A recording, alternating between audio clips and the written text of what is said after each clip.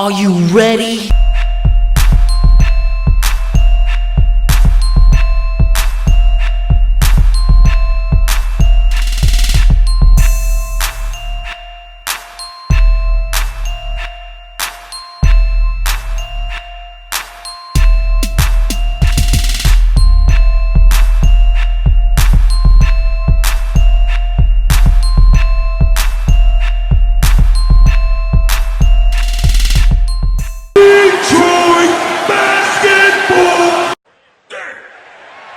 Hey peeps, how's it going? Today we're outside, so hopefully it doesn't sound too bad for you guys, but early morning I'm out here with my dog and it's just beautiful out.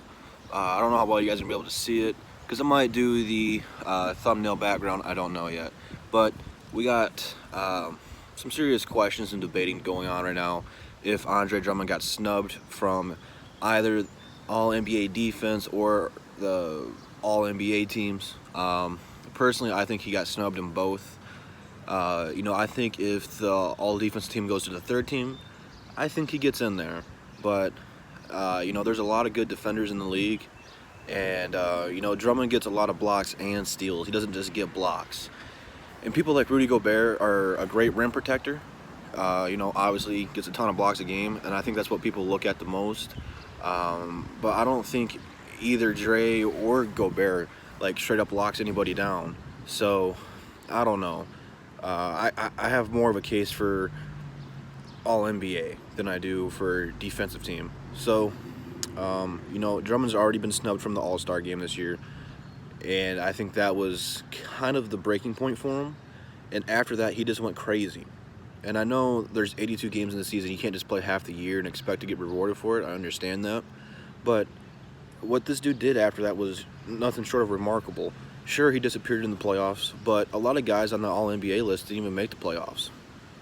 And if they did, they didn't do anything in there. Like LeBron was All-NBA third team. He missed 20-some games. His team did not make the playoffs. He should not be on there, to be honest with you. Now, does Drummond deserve to take his place? Well, he can't. He's a center, and LeBron's a forward, so it wouldn't work out that way. But, here's the but.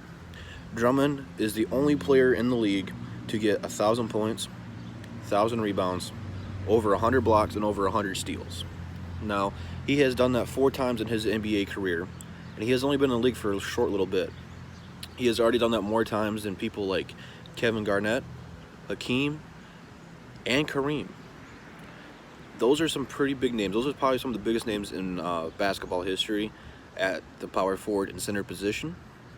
So you have to put some respect on Dre's name. Whether you want to trade him or not, that is remarkable. A lot of guys consider rebound as a useless stat, and it's literally one possession. The more rebounds you get, so averaging 16 rebounds a game, that's 16 extra possessions you get. That's a lot of looks.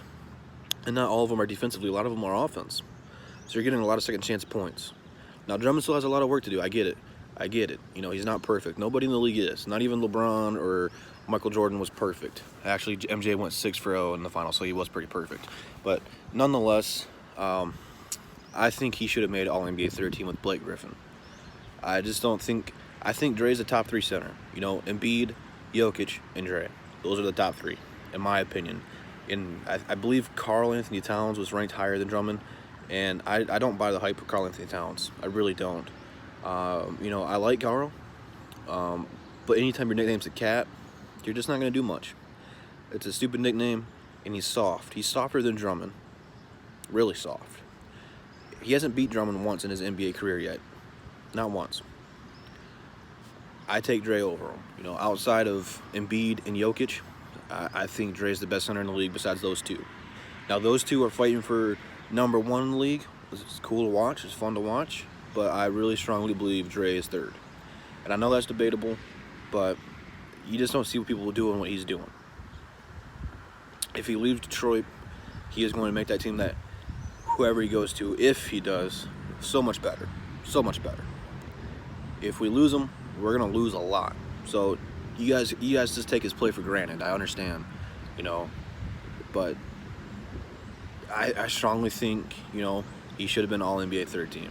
He just had a career-high season, and he made it back in 2015, and that was his career high. And he blew that season out of the water.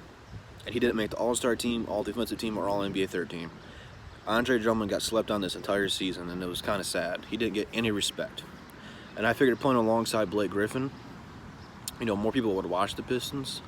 But it wasn't until we played Milwaukee that, you know, the NBA analysts started saying Blake Griffin was having a monster year. So no one even watched Detroit. So it's kind of sad. And it's just part of what we're doing with, you know, YouTube and all the DSA members and everyone out there who's not part of DSA making Detroit videos. Is just trying to guys bring to light a little bit on how good our players are. Sure, we might not have the best teams, but we got some pretty good players, you know. Detroit Pistons still have a lot of work to do, but I think, you know, this season, it's kind of like pissing in your Wheaties. Like, you wanted the Wheaties, but someone pissed in it, it's not that good. So with that being said, I think Andre Drummond's going to have another good year next season, and I think he's going to go absolutely bananas. You look at how many times he's been snubbed, and after he's been snubbed, he goes crazy. So I think he's going to get off to a good start. The Pistons should get off to another good start, and the next season should be fun. So with that being said, let me know if you think Drummond should have been All-NBA defense and or All-NBA. He should have been an All-Star. But Instagram, Twitter links in the description. Also in the description, all the DSA members. So go ahead and check those out. And I'll see you peeps in the next one. Peace.